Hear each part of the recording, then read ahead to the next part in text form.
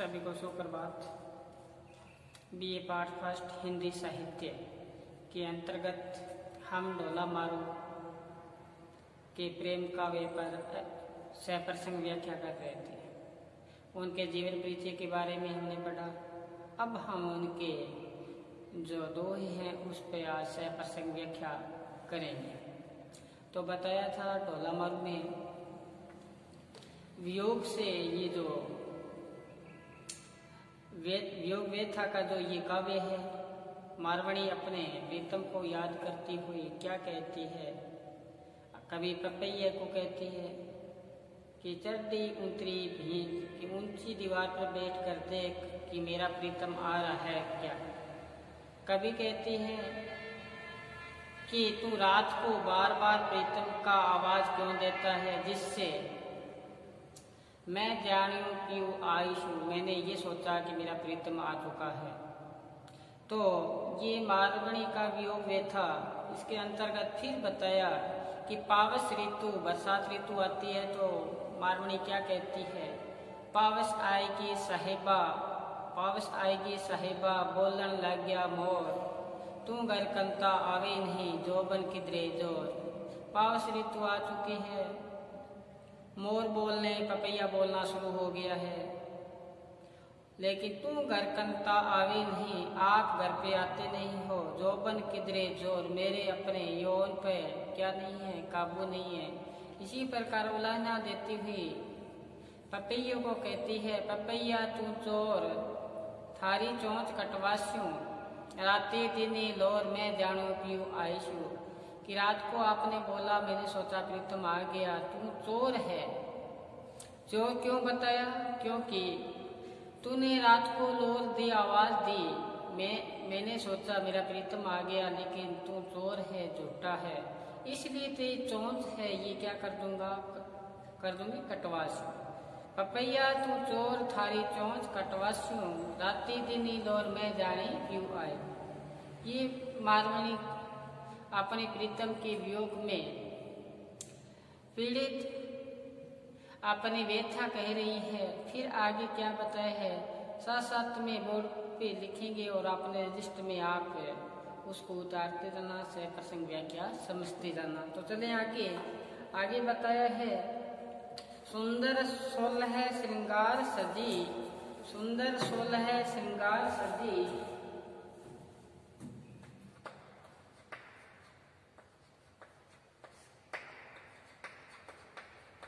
सुंदर सोलह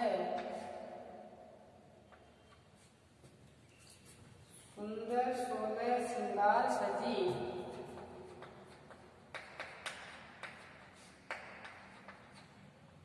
श्रृंगार सजी गई सरोवर पाल, गई सरोवर पाल, चंद मुल्क्या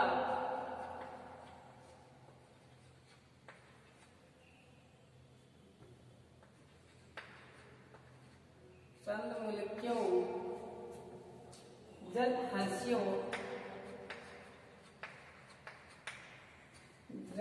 हंस्यो जलहर कंपी पाल,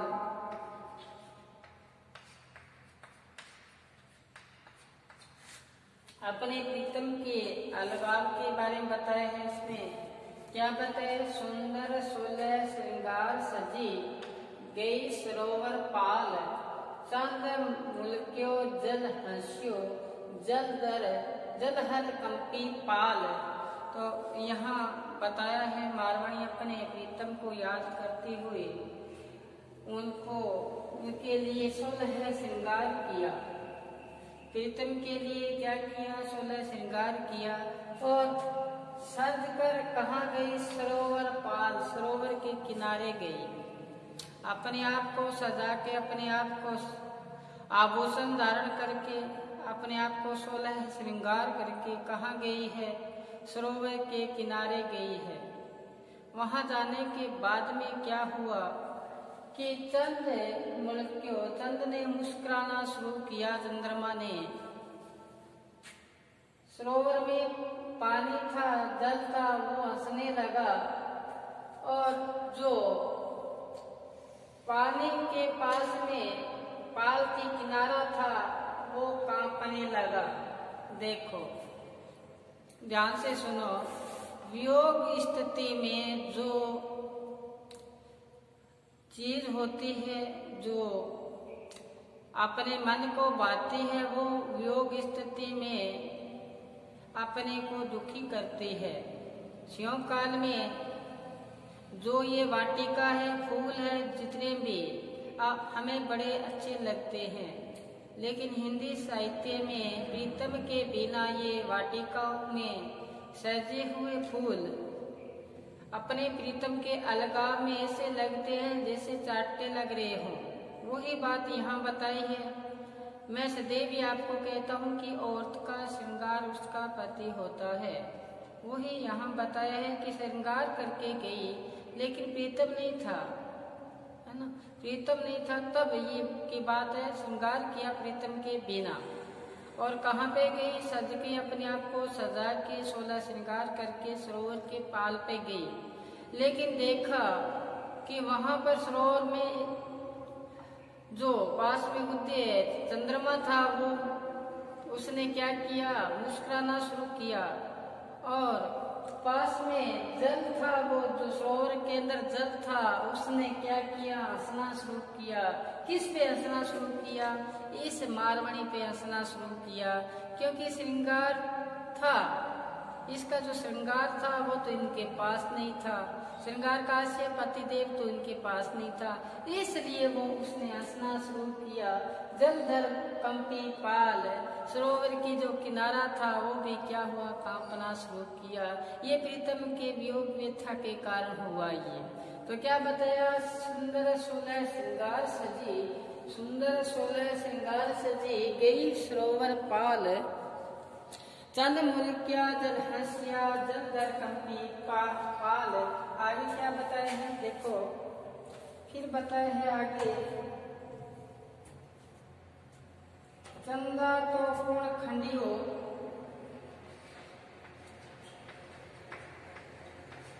चंदा तो किरण, राजस्थानी भाषा है, किरण खंडियो, खंडियो वो खंडी करतार, मोखंडी करतार, पूर्णम पूर्व ऊपसी,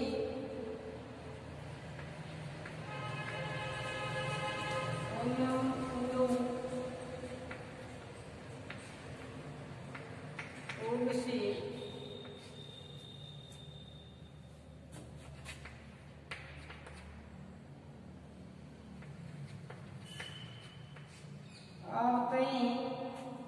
अवतार। फिर प्रीतम के वियोग व्यथा यहाँ बताई है। प्रीतम के बिना क्या बताए? चंद्रमा को यहाँ पे चंद्रमा को संबोधित करते हुए मारवाड़ी कहते हैं, वियोग व्यथा में नायिका अपने आसपास के जो भी प्राकृतिक परिवेश है उनसे बातचीत करना, अपने आप ही बातचीत करना, ये है वियोग व्यथा। तो वियोग व्यथा में बताया कि मारवाड़ी कहती है कि चंदा चंद्रमा तो किन खंडी हो, तेरे को किसने खंडित किया? वो खंडी करतार, मेरे को खंडित किया है किसने? भगवान ने। करतार का से भगवान ने। मेरे को खंडित किसने किया है? भगवान ने खंडित किया है। आपको किसने खंडित किया है? तो बताया है। आगे क्या बताया देखना, पूर्णिमा पूरब उगसी आयो अवतार। जब पूर्णिमा होगी, जब पूर्णिमा होगी तब आपका उदय होगा। तो क्या होगा? पूर्ण रूप से। चंद्रमा क्या आकार धारण कर लेता है? पूर्ण रूप से आकार धारण कर लेता है अपना। पूर्णिमा के दिन कहते आवे अवतार, मैं कब मेरा आकार पूर्ण करूंगी, मतलब यहाँ हास्य कि मेरा प्रीतम के बिना मैं क्या हूँ? मैं अधूरी हूँ। उसी प्रकार यहाँ बताया है कि मारवाड़ी की निराशा वेदना यहाँ प्रकट हुई है और कहती है कि हे चंद्रमा, मुझे तो विधाता ने क्या किया? खंडित किया है। आपको किसने खंडित किया है? आपको बता, शुक्ल पक्ष में धीरे धीरे आते आते ये चंद्रमा जब पूर्णिमा आती है तो पूर्ण रूप से आकार में आ जाते हैं। कहते ना कि पत्रा ही तिथि पाइये वहां घर के चहुपास, नित प्रति पुण्यो रहे। नित प्रति पुण्यो का आशय पूरा रोज उसकी जो छटा है पूर्ण रूप से हो। किसकी? चंद्रमा की। वही बात यहाँ बताइए, रहे सुनो गौर से। चंद्र तो खंडिया मोह खिंडी करता, चंद्रमा को संबोधित करते हुए यहाँ पे मारवाड़ी कहती है कि हे विधाता, मेरे को तो विधाता ने खंडित किया है। और चंद्रमा, आपको किसने खंडित किया है? आप तो फिर भी जब पूर्णिमा आएगी फिर आपका उदय होगा तो पूर्ण रूप से होगा, पूर्ण आकार के रूप में होगा। लेकिन मेरा जब पति रूपी जो पति आएगा मेरा, वो पता नहीं कब आएगा। तो क्या बताए? आवी अवतार, मैं तो दूसरे जन्म में ही पूर्ण हो पाऊंगी। इस जन्म में मैं क्या नहीं हो पाऊंगी? पूर्ण नहीं हो पाऊंगी। तो ये योग व्यथा है ना यहाँ पे मारवाड़ी की। तो कहती है आपको तो मेरे को तो मालका ने खंडित किए, आपको किसने किए है? आप तो जब चंद्र पूर्णिमा आएगी पूर्ण रूप से होंगे, लेकिन मैं तो अगले जन्म में ही क्या होगी? पूर्ण होंगी। वो ये किसके लिए? अपने पति के लिए। इसी प्रकार आगे देखो, चंपा केरी पाखड़ी, चंपा केरी पाखड़ी। एक बार उतार लो, फिर पढ़ते आगे, दूसरा आगे बढ़ेंगे। पहले ये देख लो कि सुंदर 16 श्रृंगार सजी गई सरोवर पाल, चंद मुल्क्यो जल हंस्यो जल दर कंपी पाल।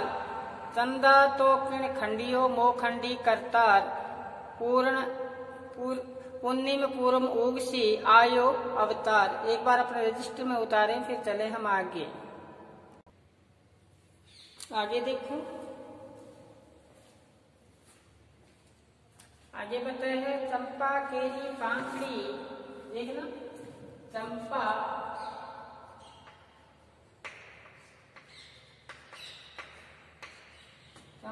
केरी पाखड़ी,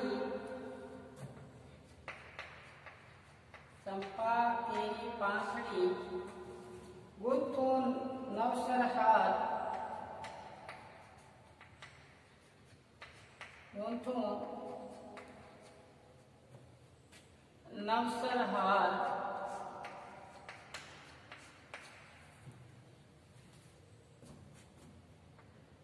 आगे पे जऊ गल पहरू, जऊ गल पहरू, पहरू पीर दिन।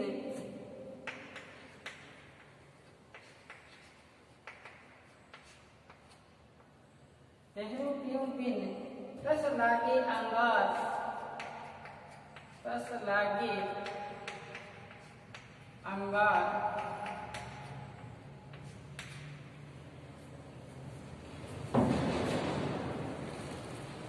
आगे देखो, हई रे जीव,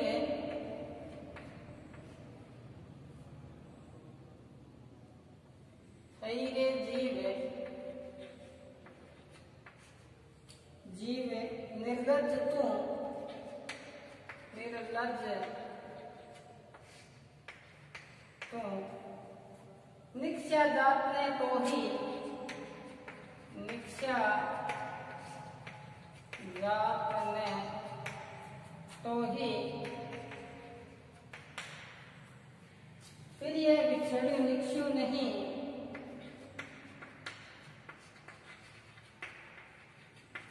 पियू बिछुड़त निक्षु नहीं, नहीं रहो लजावन,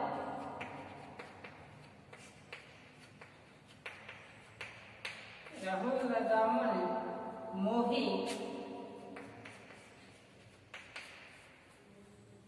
मोही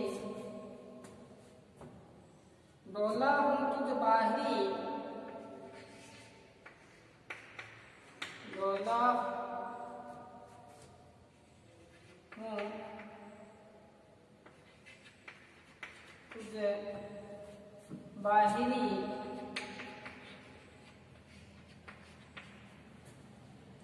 झिलन गई तलाई,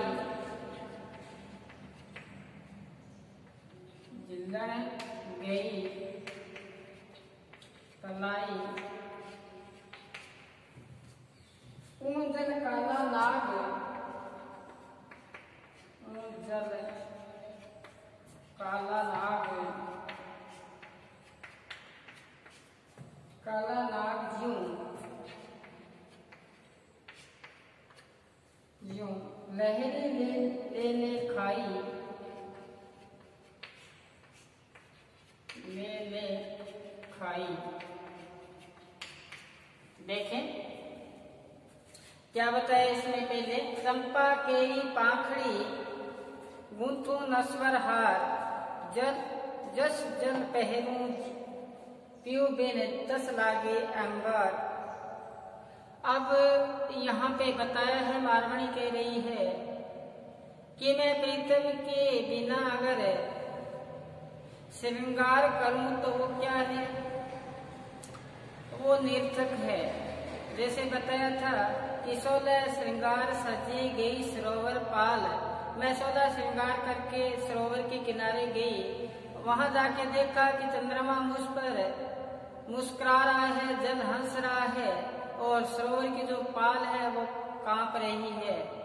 तो श्रृंगार प्रीतम के बिना अधूरा है। वही बात यहाँ बताई है कि चंपा केरी पाखड़ी, चंपा की पंखुड़ियों का नव लखा हार में अगर प्रीतम के बिना गूंथा हुआ 9 मालों का गूंथा हुआ हार पहनो प्रीतम के बिना, ध्यान से सुनो कि चंपा केरी पाखड़ी, चंपा की पंखुड़ियों का हार, और वो भी हार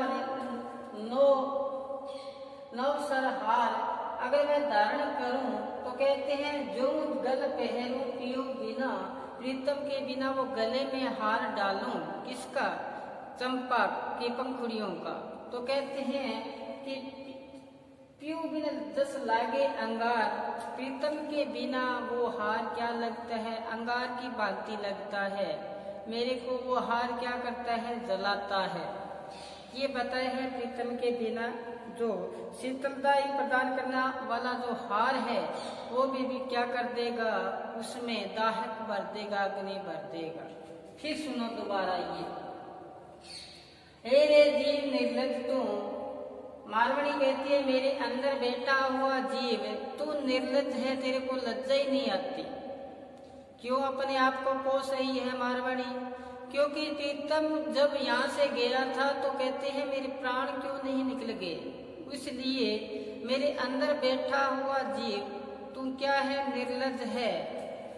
निक्षा जात में तो ही तो मेरे शरीर से निकला क्यों नहीं, इसलिए तू निर्लज है। पियू बिछड़ते निश्चित नहीं, प्रीतम बिछड़ा था तब तू निकला क्यों नहीं।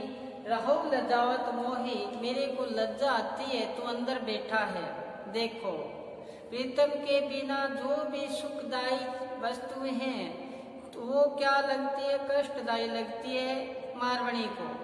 वही बात यहाँ बताई है।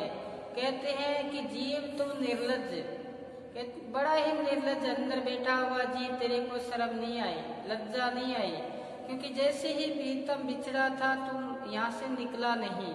फिर बताया कि बिछड़ते निक्षा नहीं, प्रीतम के बिछड़ते ही तू निकला नहीं, रहो लजावत मोही, मेरे को लज्जा आ रही है। आगे देखो तीसरे में क्या बताया, डोला हूँ तुझ बाहरी, मेरा प्रीतम जैसे ही बाहर गया मेरे से अलगाव स्थिति में आया, तो डोला हूँ तुम बाहरी, झीलन गई तलाई कि मैं झील के किनारे गई। वहाँ पे प्रीतम तो मेरे पास में नहीं था, तो मैं प्रीतम के बिना ही उस मानसरोवर के किनारे गई, तालाब के किनारे गई। तो क्या हुआ, वही बात कि ऊं जल काला नाग ज्यों, मेरे को ऐसा लगा कि जहाँ सरोवर में जो पानी विराजमान था वो लहरें उठ रही थी, तो ऐसा लगा, प्रतीत हुआ वो पानी नहीं है, वो काला नाग हो। जिस प्रकार से काला नाग सरफ चलता है उसी प्रकार से लहरें प्रतीत हुई मेरे को। और क्या बताए हैं, लहरी ले ले खाई, ऐसा लगा कि वो लहरें देता हुआ काला नाग मेरी तरफ दौड़ रहा है और मेरे को क्या कर लेगा, ग्रास कर लेगा, खा जाएगा। यही बात इसमें बताइए, डोला तुम्हें बाहरी, गई झिल्लर गई चलाई, जन काला नाग जी लहरी ले ले खाई, मेरे को ऐसा लगा जैसे लहर दे दे के मेरे को खा जाएगा। फिर सुनो कि चंपा तेरी पंखड़ी, चंपा कहते मैं चंपा की पंखड़ियों की 9 लड़ियों वाला हार गूंथूं। 9 लड़ियों वाला किसका, पंखड़ी, चंपा की पंखड़ी से हार गूंथूं, और जैसे मैं गले में धारण करूं तो मेरे को ऐसा लगता है जैसे अंगार लग रहे हो। फिर बताया कि मेरे अंदर बैठा हुआ जीव तो निर्लज है, लज्जा नहीं आती तेरे को, तुम निकसिया नहीं तो ही, जैसे मेरा प्रीतम गया तो निकला नहीं, इसलिए तुम क्या है, निर्लज है। कहते प्रिय बिछड़ते निकसिया नहीं, प्रीतम जैसे मेरे से लगाव हुआ, तुम मेरे अंदर घट बैठा निकला नहीं, रहा लजावत को ही, मेरे को लज्जा आ रही है कि तुम मेरे अंदर विराजमान बैठा है, मैं जीवित हूँ। दूसरा, डोला हूँ तुम बाहरी, जैसे ही डोला बाहर गया मैं झीलन गई तलाई, मैं सरोवर के किनारे गई, तो ऐसा लगा कि वहाँ जल काला नाग छूं, सरोवर के में विराजमान जो लहरें हैं वो लहरें ऐसे प्रतीत हुई तो क्या हो, नाग हो, वो कौन सा काला सर्प लहर दे दे खाई, लहर रूपी नाग मेरे को ऐसा लगता है कि मेरे को ग्रास कर लेगा, खा जाएगा। ये है महारवणी की वियोग व्यथा। अपने प्रीतम के अलगाव होने की स्थिति में उनकी क्या वियोग दशा होती है, बड़े ही वियोग व्यथा सुंदर चित्रण किया है यहाँ पे कुशललाभ कवि ने। तो कुशललाभ कह लो या कवि कलोल कह लो, ये कवि ने किया है यहाँ पे। तो यहाँ पे व्याख्या पूछी जाएगी 8 नंबर की, इसी में से पूछी जाएगी, तो आप अच्छी तरह से इसको याद कर लो। बचे हुए इनके पद कल फिर हम उनके साथ हाजिर होंगे, तब तक आप घर पर रहें, सुरक्षित रहें और साथ में पढ़ते रहें। धन्यवाद।